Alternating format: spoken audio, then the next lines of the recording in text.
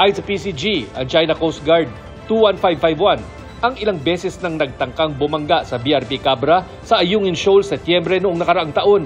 Ito rin ang humabol-habol sa BFAR vessel na lumayag wala pang isang buwan ang nakakaraan. Ang BRP Bagakay at BRP Cape Engaño bahagi ng rotation at reprovision mission sa Patag at Lawak Island sa West Philippine Sea.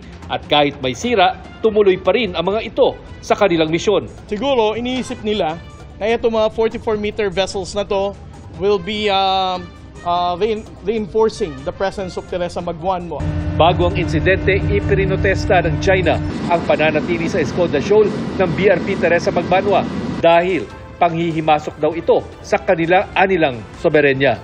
Dumaan na raw ang China sa diplomatic channels para itigil ng Pilipinas ang panghihimasok daw natin at paalisin ang mga barko roon.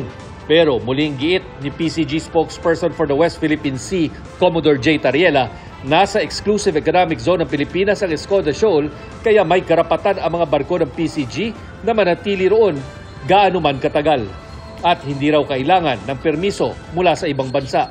Ayon kay retired Supreme Court Senior Associate Justice Antonio Carpio, ang pagkasira ng mga barko ng ating Coast Guard sapat na basihan para magreklamo sa ilalim ng United Nations Convention on the Laws of the Sea.